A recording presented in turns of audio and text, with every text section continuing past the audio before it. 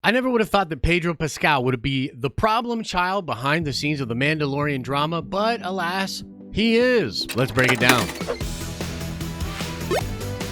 What's up, everybody? Welcome back to the channel. Smash that like button and let's get right into this report. And yes, I'm talking about the Pedro Pascal thing, situation, drama, story, whatever you want to say. This was revealed to be what Grace Randolph was talking about a couple of weeks back when she said there are major problems behind the scene, and you will likely see a big shift about halfway through the season, okay? And so today, when the trailer actually came out, Grace, at the end of her trailer breakdown, spilled the tea about what was going on with Pedro Pascal and the drama behind The Mandalorian. But I reached out to some people, and I actually know even more crazy stuff about the situation than Grace revealed to you. But alas, let me just say, of course Grace was right, and of course many of you owe her an apology. McQueen! Now, let me begin by telling you, as a disclaimer, I am just some dude on the internet. I have zero sources. I have below average IQ. I have no idea what's going on. I've never been right about a single scoop or anything ever, so ignore everything I'm about to say. Okay, now that we've got that out of the way, I'm just going to speak freely. This is more or less what Grace revealed this morning. She revealed that Pedro Pascal literally walked off the set of The Mandalorian. Essentially, what happened was he was very frustrated about not having his face seen more. He wanted to be out of the helmet more. He wanted to be more seen. He wanted to be on set more, and he wanted to be paid more. Although I don't know if Grace actually talked about that in her thing or not, but she revealed that this is what happened. And essentially, creative on the set of The Mandalorian, which means Filoni, Favreau, others, but mostly those two, were like, oh, hell no, Pedro Pascal. Get that freaking helmet on. This is the way. And Pedro apparently became so frustrated with this situation that he went behind the backs of the creative people for The Mandalorian and went all the way to the upper top of Lucasfilm, meaning Kathleen Kennedy, and he lobbied for people at Lucasfilm to get involved to force the creative of The Mandalorian to give Pedro what he wanted and to have less masking and more Pedro in there. And essentially, that didn't work. Favreau and the creative behind The Mandalorian were like, nah, fam. We're good. You were barely here in season 1 anyways. We had 2 different body doubles for you. Please just put the helmet on. And when he refused for the millionth time, they said, well, maybe you should just go. And apparently at that point, Pedro left. Now, I have no word on whether or not he ever returned to set. Some people told me no. Other people said they don't know. Other people said that he did. So I really, again, like I said, I have no sources. I have no idea what I'm talking about. But I don't know if he actually came back to the set or not. I highly doubt that he did. But here's the even deeper tea and the stuff that goes way back to before they ever shot a single frame for season 2 of The Mandalorian. This was actually already happening, and I actually believe that this is why a lot of the Hollywood insiders are claiming that this news story that Grace is reporting is false, because I believe they heard the same thing that I heard about after season 1, the things that Pedro Pascal wanted. Basically, even after season 1, Pedro Pascal wanted more money and he wanted to be seen way more. And this was a huge thing. It made news. Insiders were talking about it,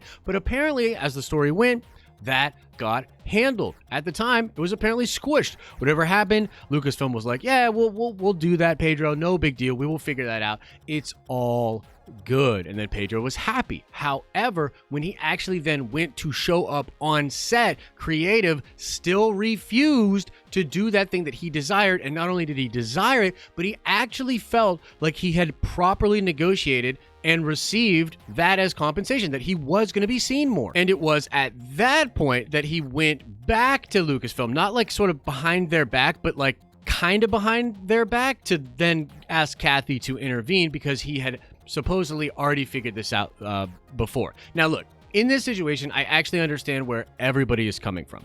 Like, if you're Pedro Pascal, like, for sure, you definitely want more money, you know, and you probably want to be seen more. You're barely seen in there. But the flip side of that is we now know that Pedro Pascal was like barely on set for The Mandalorian. He wasn't there. He wasn't even there as much as Cara Dune. He did ADR, went in and recorded voiceover, but he's barely on set as Pedro Pascal in season 1, okay? And so what I'm hearing is that to give him more money and to get him seen more, one of the stipulations was that he was going to be needed on set much, much more. And apparently that created problems because he didn't like being in the Mandalorian armor and he wanted to take the freaking helmet off. So the problem and the tension built. But if you're Pedro, like, for sure, you're the lead in one of the biggest shows ever.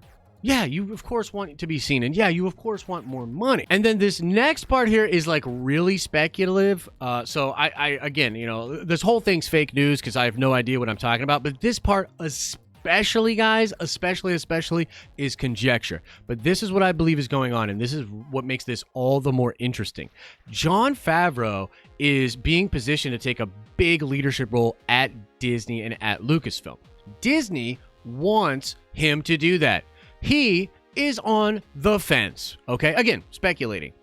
Kathy probably wants a contract extension and wants to just continue to be in charge of Lucasfilm. And so what's really going on is a really weird interplay and sort of a power play between all of these different parties. And what's interesting is in the EW article from a couple of weeks ago now, maybe just 1 week ago now, I don't know, 2020 time, whatever.